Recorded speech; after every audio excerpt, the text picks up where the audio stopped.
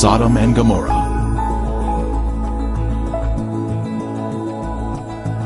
You may order a copy of this program through arcdiscovery.com. See arcdiscovery.com to become a direct seller of this DVD.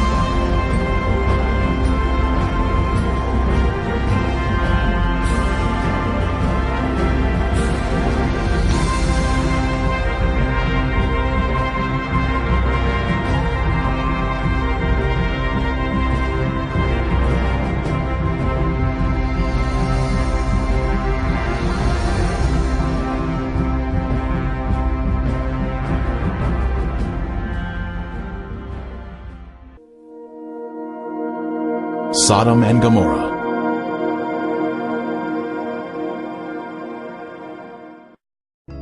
When the morning dawned, the angels urged Lot to hurry, saying, "Arise, take your wife and your 2 daughters, who are here, lest you be consumed in the punishment of the city." Lot, his wife and daughters, all fled from the terrible destruction of Sodom. Likewise as it was also in the days of Lot, they ate, they drank, they bought, they sold, they planted, they built. But on the day that Lot went out of Sodom, it rained fire and brimstone from heaven, and destroyed them all. Wicked men were punished by the Lord in a divine judgment of fire. The intense heat consumed the wicked cities and their inhabitants.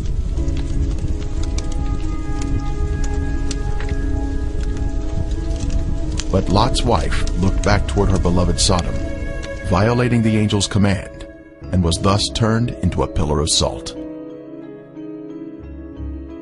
Turning the cities of Sodom and Gomorrah into ashes, condemned them to destruction, making them an example of those who afterward would live ungodly.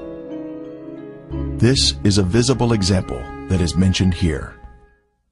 The Bible tells us the cities were in the plain of Jordan, which is the area surrounding the Dead Sea, and it was once a beautiful, lush area.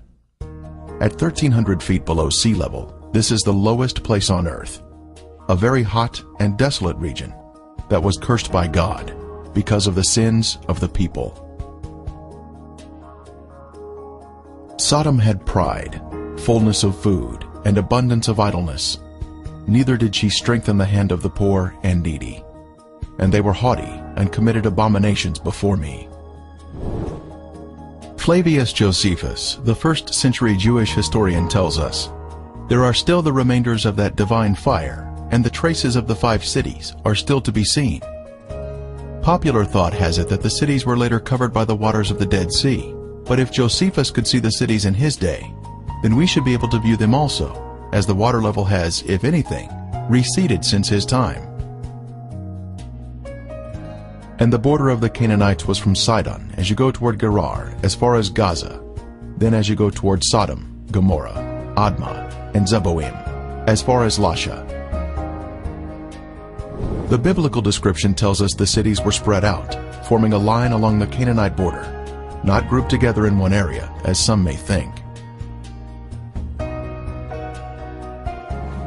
Driving along the coastal highway of the Dead Sea in Israel, one can soon see peculiar formations that are of a lighter color than the surrounding terrain.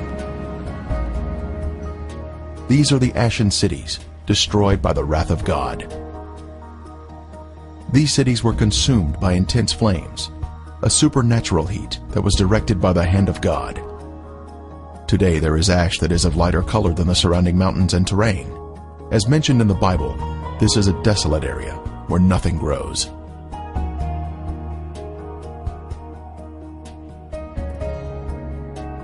Inspecting the formations closely, one can see structures containing man-made elements, such as 90-degree angles. Even though the buildings were consumed by the fire, the remaining ash in these cities is comprised of a heavier material due to the inclusion of brimstone or sulfur, and still retains some of the original shapes of man-made structures. This stunning structure stands out as a singular formation with 4 sides, surrounded by a deep moat.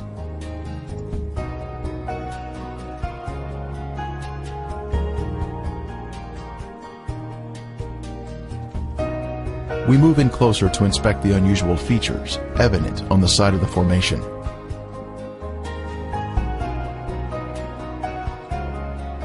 On the side of the structure, this swirling pattern is different from any type of sedimentary rock or soil that would normally contain horizontal, even layers.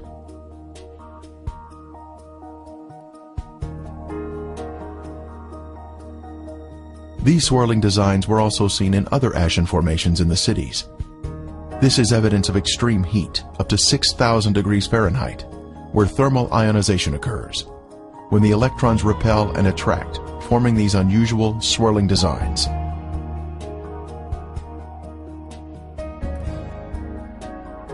In Lot's day, this area was a swirling cauldron of death and destruction, rained down from the Lord in heaven.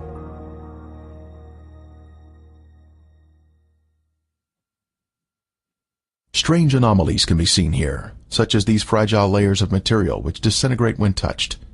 The limestone buildings in the cities of Sodom and Gomorrah were totally transformed into ash by the consuming fire of the Lord.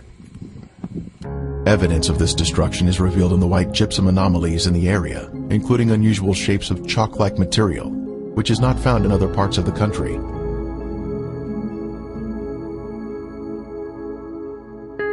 Even layers of white and gray material can also be seen, comprising gypsum and ash. At the time of Elijah on Mount Carmel, the Lord sent down a superheated fire from heaven, consuming the stone altar and sacrifice, turning them into ashes.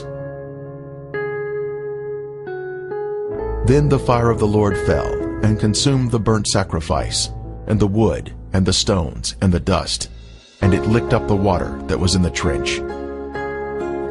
We are also told, "For the Lord your God is a consuming fire, a jealous God." When God unleashes a consuming fire, it will turn stone into ashes. At the perimeter of this city, one can see this amazing Sphinx still standing today. It was a pagan symbol positioned at the edge of town, and was thought to protect the inhabitants from harm. The Sphinx stands alone as a singular structure with a defined shape. This particular Sphinx has an obvious demarcation between its base and the soil below it, another sign of a man-made structure placed on top of the soil. Later, we will see another Sphinx.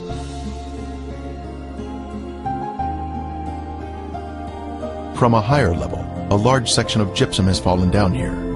It clearly exhibits the alternating layers of white ash that is calcium sulfate, gray ash that is calcium carbonate.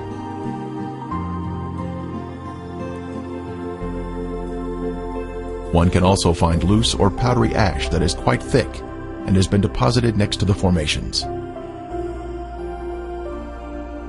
The ash is made up of calcium carbonate and calcium sulfate, which comes from the limestone buildings and the brimstone mixing together during the fire. In the formations themselves, some material can be gently raked off the surface with the slightest touch.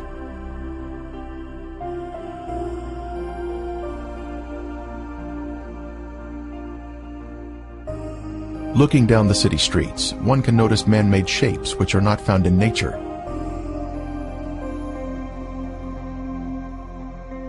Here we see a building with square sides or 90-degree angles.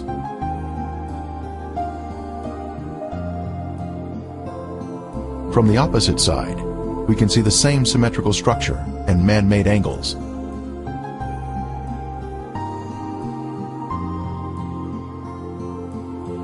We can see the remains of walls that extended outward at 90-degree angles from the main structure.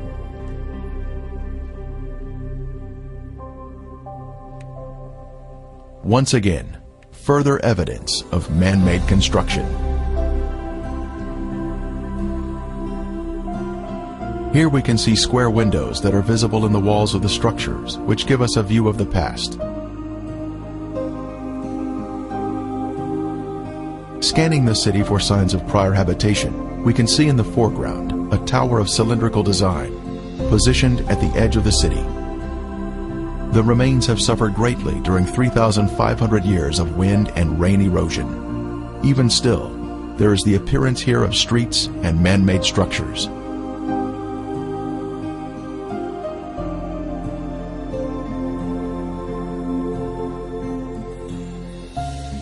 Here in the foreground, we have a conical shape, resting on a raised area. A short distance away, we see another similar shape.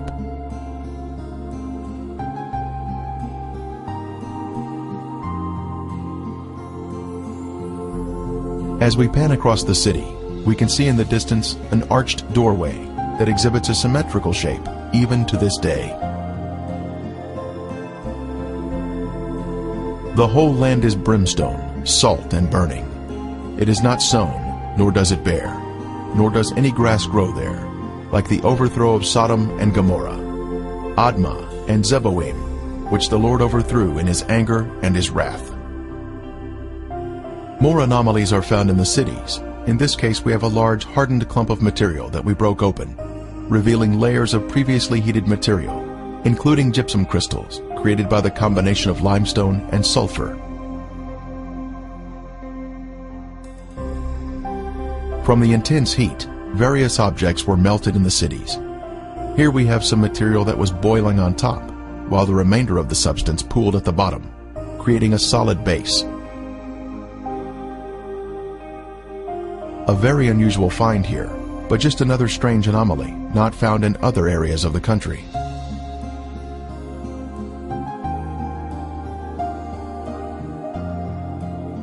Here is another example of some type of substance that was melted from the extreme heat that God rained down from above. Resting on the ground, we find an unusual layer of gypsum crystals. Underneath the crystals is a layer of white gypsum, then gray ash, all of which was created by the great conflagration of heat, which consumed these sinful cities along the Dead Sea.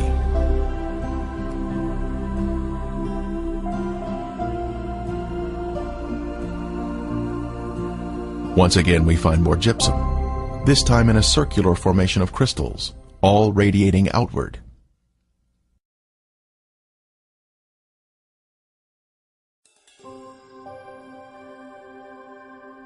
Then the Lord rained brimstone and fire on Sodom and Gomorrah, from the Lord out of the heavens. Brimstone. Our first sample was found here, having been washed down from a higher location. This is the heavenly marker left behind, which proves the sites to be the real Sodom and Gomorrah.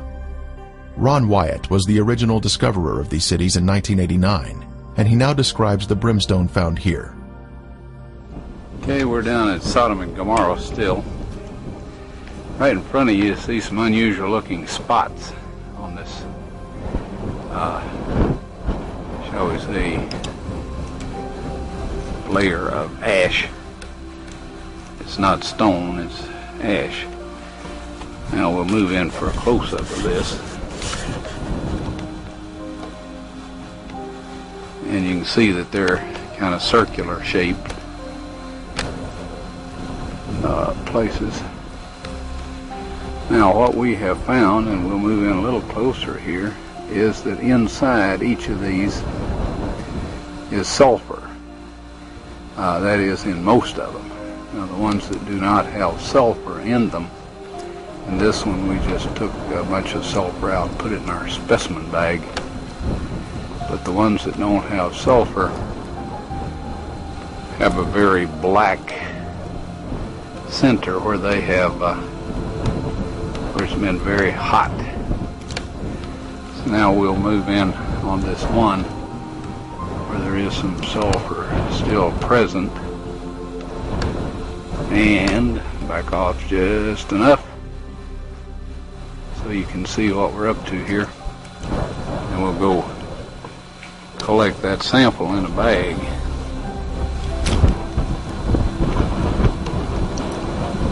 Before I started using this knife, it was very, very sharp.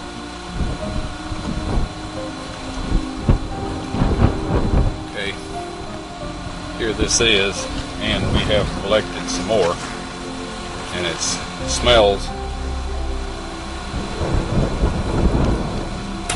and tastes like sulfur. Now the Bible tells us that it rained fire and brimstone upon the cities of Sodom and Gomorrah. Now what you see in front of you here is the results of large and small, well, varying sized chunks of sulfur, burning sulfur that have hit. And what we find here is that God rained this burning sulfur down upon this city, and rain is a perfect description of it. It landed just in the pattern that rain would fall, and the stuff, of course, the accumulative heat of all of this upon the city set the entire thing ablaze. The flashpoint of every material there, metal, stone, of course the people, and everything burned, and this sulfur continued to burn, and it vitrified the material around it. After it had burned it all up, sealed itself off from the oxygen, and then of course smothered itself out. And in each of these little crystalline capsules here is a varying size chunk of sulfur, and there are millions of these in these ashes that we have here. Now some of them we have cracked open so you can see the sulfur inside, and others we have left intact, but there are millions of these here. So this shows that God indeed rained fire and brimstone upon these cities. And if you look in your dictionary under brimstone, you'll find that it is sulfur. A piece of the brimstone from the cities was lit at night, and soon there was a beautiful blue flame produced by the burning sulfur. A very strong aroma of sulfur filled the air, and was overpowering if one directly breathes the fumes.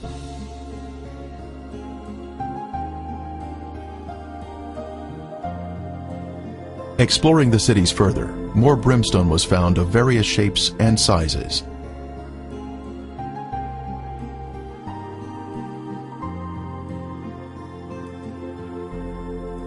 Several samples had been washed down to areas below and were added to our growing collection.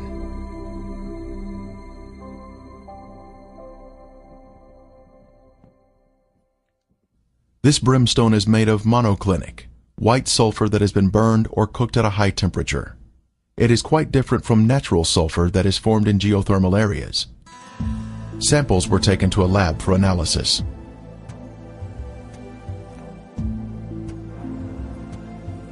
Each specimen was carefully separated and prepared for testing, with the outer portion cast aside.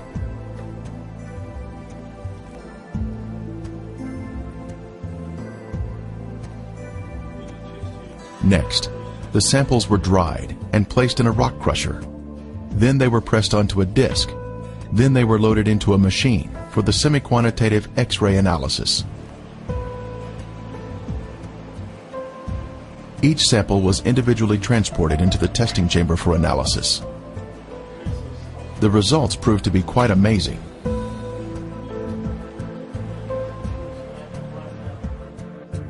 As the samples were found to be 98% pure sulfur, unlike any other sulfur found on Earth.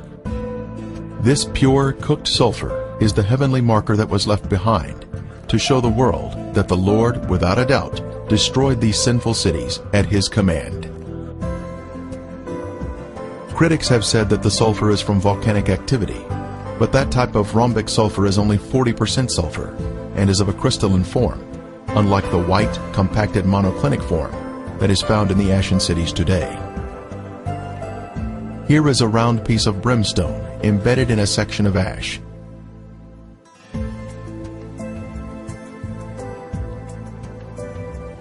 Another clump of ash contains a piece of brimstone that has a burn ring surrounding the unburned sulfur inside.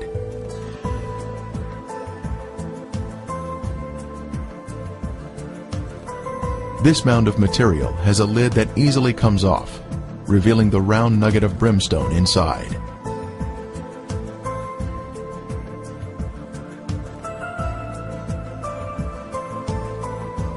As we gaze across the southern end of the Dead Sea, we can view the El Lisan Peninsula in Jordan.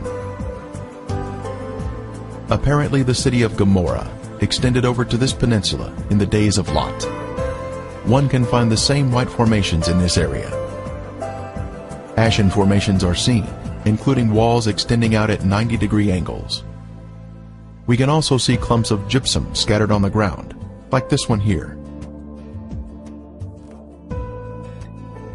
Brimstone is also found in this area. Incredibly, a Byzantine-era church was constructed here, as noted on this sign, built here because the area was known for its biblical significance.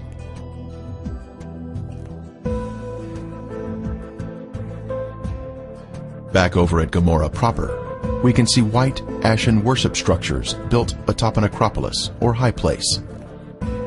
Both a sphinx and ziggurat are seen here, side by side, much like what we see in Egypt at Giza, with the Sphinx and the pyramids built in close proximity to each other.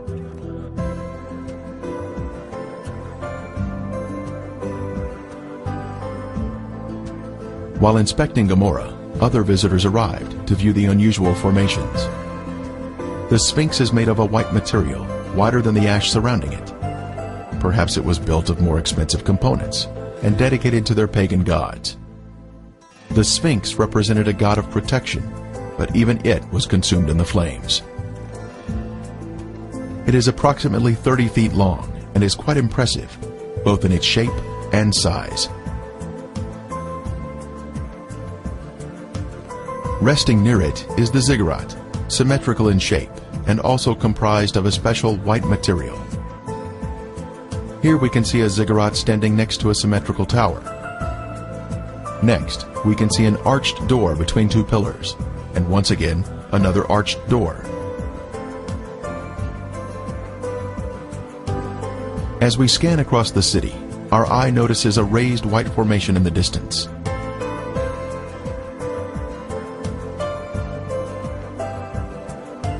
As we near the formation, we can see it is in the shape of a ziggurat.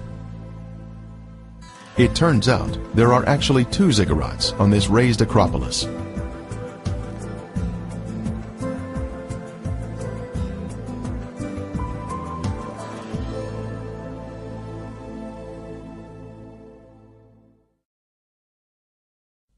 As we stood next to one of the ziggurats, our team found perfect specimens of melted brimstone, where the liquid from the burning sulfur had cooled down, forming a hard, crystalline shell around the unburned sulfur that was hidden inside.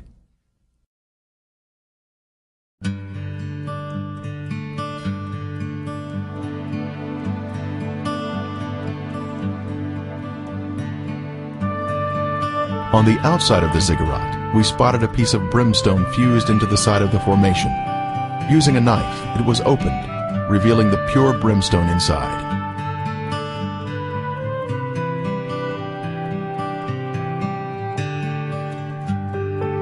Resting on a ledge of the ziggurat, we see another sample of brimstone that was opened with a knife, once again revealing the pure sulfur inside.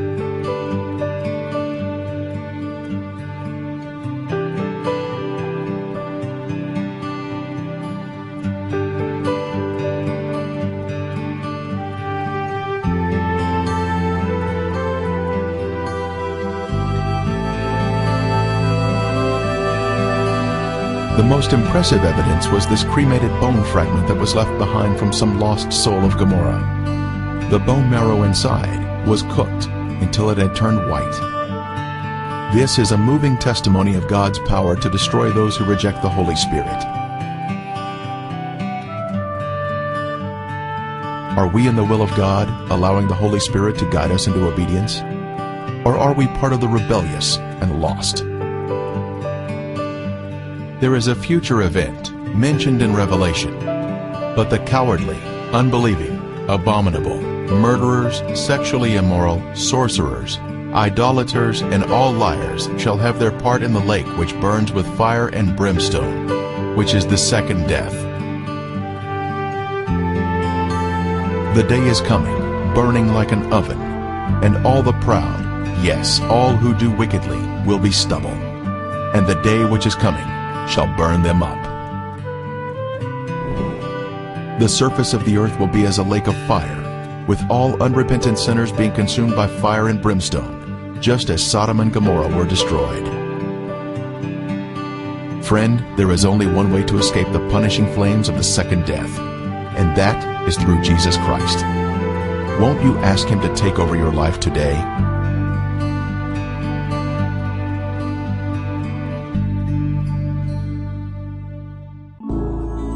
Revealing God's treasure.